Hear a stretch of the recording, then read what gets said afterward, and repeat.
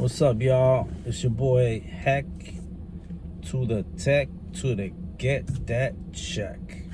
All right, so today I'm gonna be talking about depersonalization disorder, depersonalization disorder, derealization disorder, however you want to call it. I've been dealing with this issue.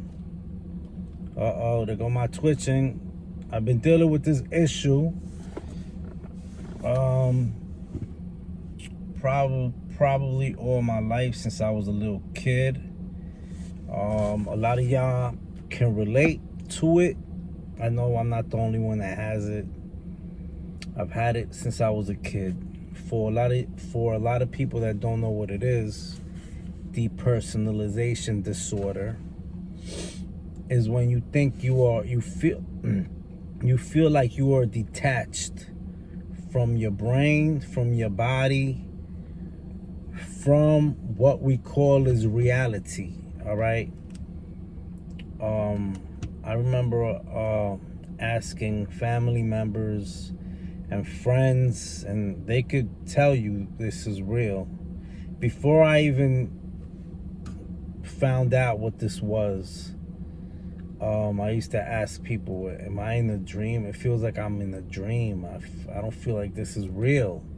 And this was way before I ever was on drugs, ever touched a drug. I was practically a baby.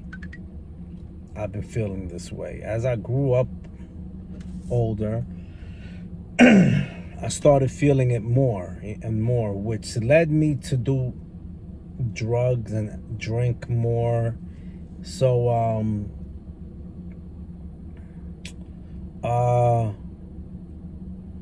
depersonalization disorder. Now, what I think caused this to happen was my I grew up in a household where, there was love. Of course, my parents loved me, but there was also alcohol abuse. And I used to get beat as a kid. I used to get beat in my head. I wasn't the best kid in the world, I was a bad kid, I did a lot of bad things. I got people really mad. And but still I don't feel like I don't feel like I should have gotten the treatment I got for the stuff I did. Maybe a belt whooping would have been fine, which I did get many of those. But I used to get basically thrown in the bathroom, and I used to get my head beat, like totally beat. Like they used to beat me in the head, you know what I mean? They used to beat me in my head, and they beat me in my head. I used to cry. My siblings witnessed this, and I think that left trauma in my head also, you know what I mean? Emotional abuse, also a lot of screaming, a lot of insulting going on. I don't have the perfect family, but I'm not gonna blame it all on them, you know what I mean? Like, I understand how it is to be young and have kids, because my sister had kids very young, and kids are not always the greatest. They're not easy to control, especially when you're young and you have them. You're not mature, you're not financially stable enough You know what I mean? When I was a kid, we lived in Queens. We lived in, the environment wasn't that good, roaches in the crib, rats outside, bums, prostitutes, drugs. You know how Queens is, and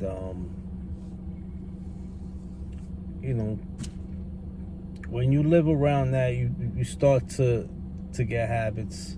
I will say my family was very hardworking, you know what I mean, and they worked, but they didn't get treated that well, I guess, at their jobs, and they would come home and blame it on us, on children, you know what I mean, which happens in a lot of families, you know what I mean.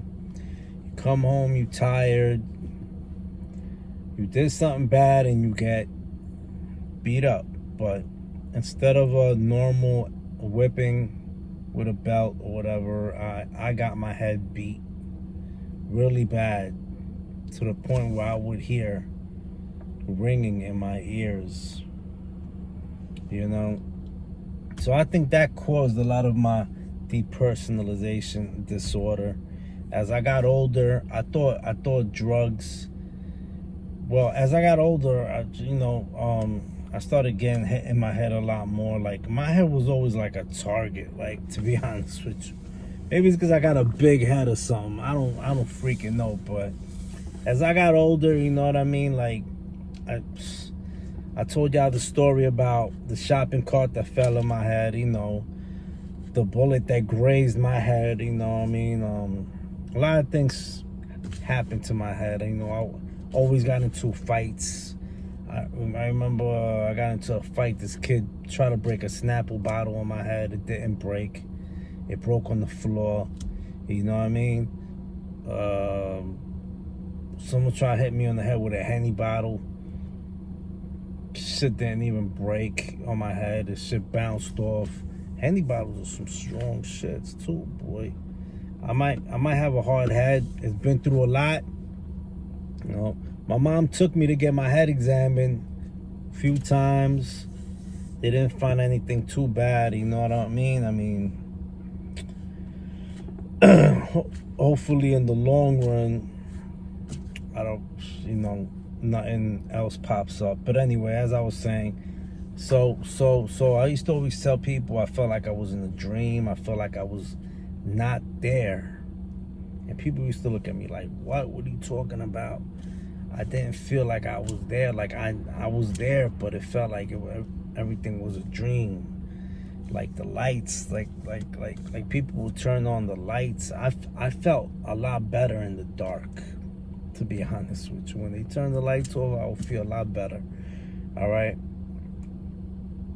That's why I wear a lot of shades. That's the honest truth. I even wear shades at night. I would feel like I'm just detached from reality, like I'm not here, you know what I mean? And it was very depressing, and it was scary. I got scared. I was like, am I the only one that feels this way? Am I an alien or something? You know what I mean? Like people ask me, what do you mean? And obviously I couldn't explain it, you know what I mean? I know I seen an episode on Joe Rogan where he interviewed Vinny Paz, where Vinny Paz is talking about this issue. For y'all that don't know who Vinny Paz is, I'm not talking about the boxer, I'm talking about the rapper Vinny Paz, where he talks about having this issue. He also has a song where he talks about this issue called this personalization disorder, and it's a serious issue, and I've had pretty much every type of mental issue you could think of. I'm pre-schizophrenic. I'm taking I'm taking Xanax right now, and I'm taking risperidone, which is for pre-schizophrenia. You know what I mean? I try to lay off of them sometimes. You know what I mean? But it's not easy. You know what I mean? It really is not. It really ain't easy when you have so many different mental issues. I try to be as normal as I can, but it's just not easy being me, man. I know there's people worse out there. I know there's always somebody that's worse, you know what I'm saying? I'm not over here, you know, crying for help or asking for people's asking for people to feel sorry for me, or, you know, I don't want your sympathy, whatever that word is, sympathy. You know what I mean? I'm not asking for sympathy. Sympathy. However you say that word. I'm just here telling y'all what I go through. And now all of this led me to doing drugs and drinking, smoking dust, LSD, stuff that made you hallucinate, that made you really feel like you weren't there, like made you realize, you know what I mean? I mean, when I was doing those things, I mean, it was like nothing to me, because I already felt weird. But I noticed it did not help me at all. You know what I mean? It didn't help me at all. Weed did not help me either. It kind of enhanced that feeling of not feeling well. I mean, it helped. I'm not gonna lie. It helped me feel numb. Like I would feel numb. Like my like it would help with my anxiety, and it would help with my depression and stuff like that. But it would still make me feel not all there. You know what I mean? So I went to alcohol. Alcohol was the only one that really helped me not give a F about it. You know, alcohol is the one that really helped me with the Tourette's, the OCD, the depersonalization disorder,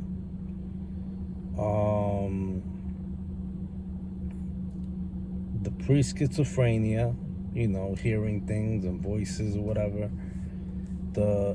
all those things. It helped me with it. You know what I mean? The drinking.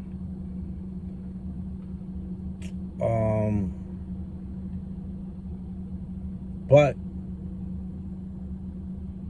it didn't help. I mean, drinking just turned me into something that I did not want to be, like violent and you know, just a sloppy person, you know, talking stuff that I don't want to talk about, saying things that I don't, you know, like just acting, just being very angry, you know what I mean? And so drinking wasn't good either. Even though it helped in some areas, it really wasn't good for me either. It's not good for nobody, you know, at the end of the day. Unless, you know, you drink casually, you have 1, 2, 3 beers, maybe a couple shots, but, you know. But people like me, you know what I mean, it's not too good for them, especially if you're on meds, you know what I mean? But yeah, that feeling of depersonalization disorder, if anybody has it out there, you know, I mean, as I got older, I mean, if you're young right now and you feel these things, Stay strong, you know what I mean? You will get used to it. You will get immune to it. It will kind of become a part of you, you know what I mean? Like right now, I'm sober as a monkey. I'm sober. I'm straight sober. You know, I haven't done nothing, but I still feel the depersonalization disorder. I still feel it, you know? Like I look across the street and that looks like it's 3D to me. Like I'm not, like, you know what I mean? Like everything just don't look realistic if I focus on it. I try not to focus on it too much, you know what I mean? I try to ignore it. So that's basically all I can tell you. You know, it's not gonna kill you. You know what I mean? It's trauma, it's emotional abuse. It's emotional abuse, it's abuse, it's verbal abuse. It's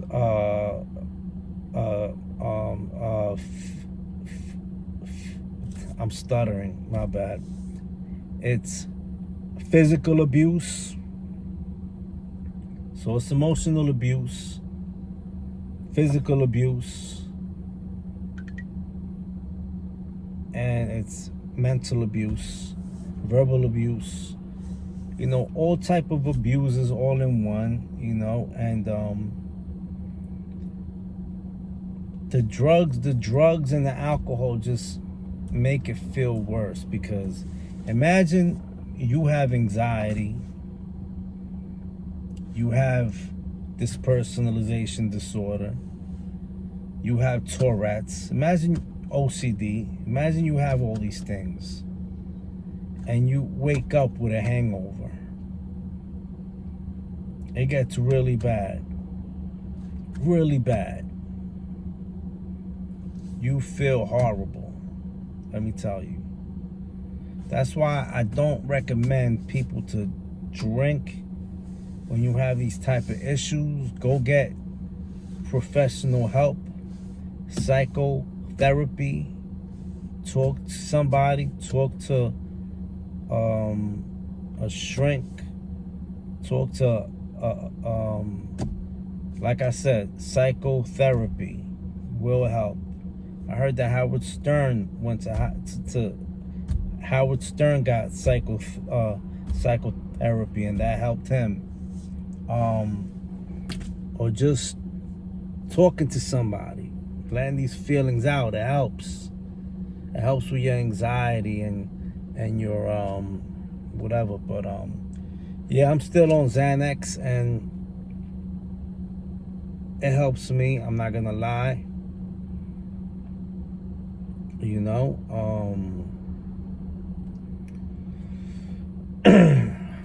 I've been on it for like a year now, you know. Just don't mix the Xanax with the drinking or the drugs, and you'll be all right. I mean, I don't plan on being on meds all my life, but my doctor told me that it could be a lifelong thing. You know, he's had patients where they've had it mostly all their life, you know, because you know, they can't sleep or whatever. Me, I sleep like a baby, whether I'm on Xanax or not. When nighttime comes, I feel one with the night. I'm not gonna lie to you. The only time I feel weird is in the daytime. You know what I mean? That's when I look bugged out. I just don't feel good. I don't smile. I get depressed. You know, but lately I've been okay. Not that bad, you know. But anyway, like I said, man, I hope you enjoyed this video. I hope it helped you in some sort of way, and just letting y'all know that y'all not the only ones going through it, you know. A lot of people go through this, and I'm one of them. You know what I'm saying? I go through a lot of it. And yeah, it all started when I was a little kid. And I remember asking my aunts and my uncles and everybody, like, am I in a dream? Why don't I feel right? And sometimes I would cry and I'd be scared. I'd be scared, yo. Scared like a sucker, you know? Maybe that's the problem, you know? Maybe I was raised just to be scared of everything. Like, everything scares me. I'm paranoid and stuff, you know? But, you know, experiences in life make you tough, you know what I mean? Experiences in life make you tough. Make you face things properly, like joining a gym. Joining a gym would help. Exercise helps. Eating right. All these things help. Reading books. Writing a journal. Writing your problems on the paper. Writing a book. You know, music. See, these are the things that help me, you know? So there's always going to be things that help out there, you know? People definitely help, you know?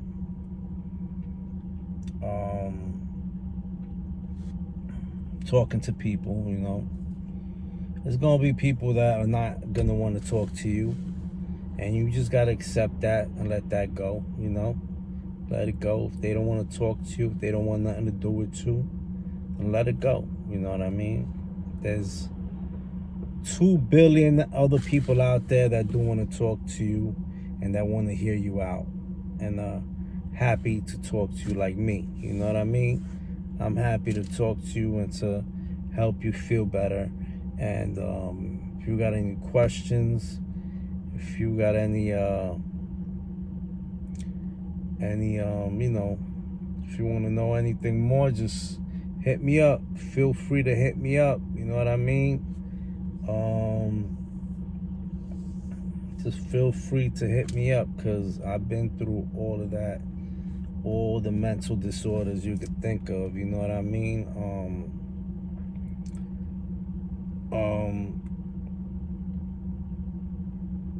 There's one thing that's really scary is thinking you're gonna lose your mind. All right. No, I remember when I was younger, I used to think I was losing my mind because I felt. So I used to make sure I can count. I used to count with my fingers. I used to go 1, 2, 3, 4, 5, 6, 7, 8, 10. I used to say, my name's Hector. My name's Hector. I used to spell my name in my head. I used to be like, my name's Heck, Hector. You know, I counted up to 20. You know what I mean? I did these things to help me make sure I'm not insane. Because if you're going crazy, you won't know these things. Then I found out that if you're going crazy, you won't know you're going crazy. When you're losing your mind, you won't know it. That's a fact. You know, you won't know you're losing your mind. You know what I mean? Like when you drink, when you black out, you don't know what you did. That's basically what going crazy feels like. You black out, you don't know. You know what I mean? But anyway, I hope you enjoyed this video. It's your boy Heck, to the tech, to the get that check, and subscribe to my pages. You know, Anxiety, Panic, Maniac, and Heck Tech TV. And I appreciate y'all. Remember to subscribe, leave a comment, like it, hate it, whatever. You know what I'm saying? Peace. I'm out.